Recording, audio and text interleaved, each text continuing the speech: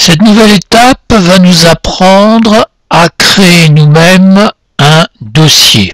Donc nous retournons sur notre clé USB, le bouton démarrer, ordinateur,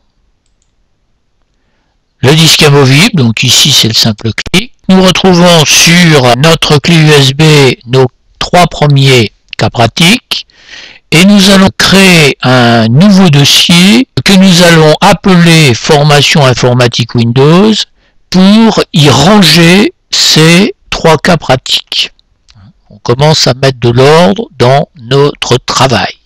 Alors pour créer nous-mêmes un nouveau dossier, nous cliquons ici sur Nouveau dossier, il se crée et le titre par défaut est en surbrillance, ça veut dire que si on tape directement donc Formation informatique Windows, automatiquement le titre par défaut disparaît.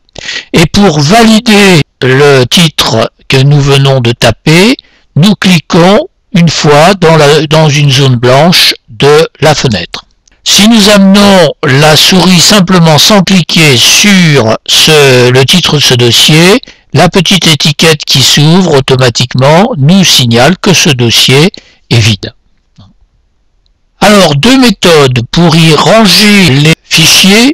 La méthode qu'on appelle le couper-coller et la méthode du cliquer-glisser. Si nous utilisons la méthode du couper-coller, ça nous permet éventuellement de transporter plusieurs fichiers ou plusieurs dossiers en même temps.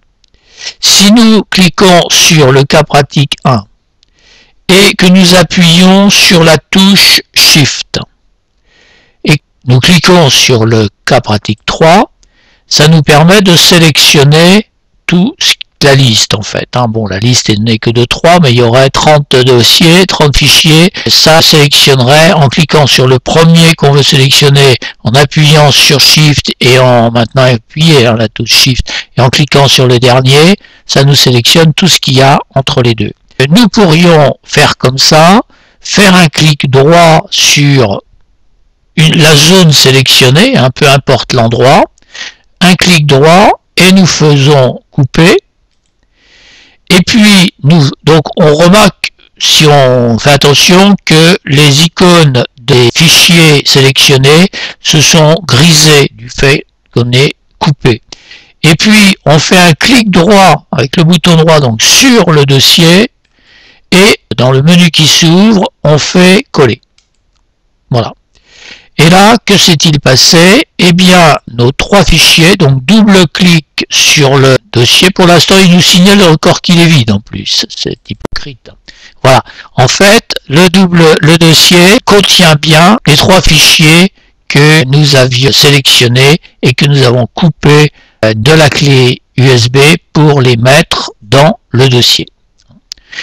Alors, nous refaisons la manœuvre à l'envers. On va reprendre que les 2 derniers là. Le deuxième dossier et troisième dossier, on les coupe, couper. Donc on voit, l'icône est grisée vis-à-vis du premier. Page précédente, retour, voilà.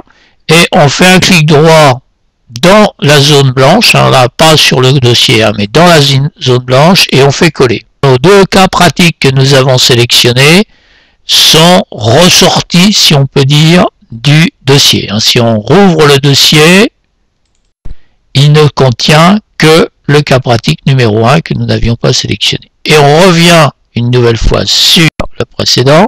Voilà. Et alors l'autre méthode qui permet de déplacer des fichiers, c'est le cliquer-glisser.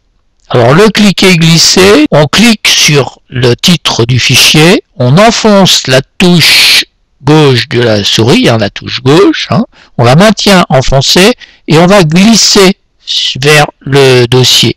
Et vous voyez une étiquette qui nous signale déplacer vers formation informatique. On relâche la souris et le fichier a disparu.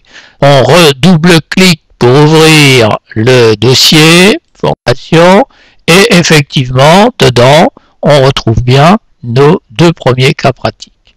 et on peut revenir encore une fois et nous pouvons de nouveau cliquer glisser. Voilà. Et du coup, si on double-clique pour ouvrir le dossier, voilà, on a bien nos 3 cas pratiques qui sont là. Donc le cliquer glisser, c'est quelque chose de pratique.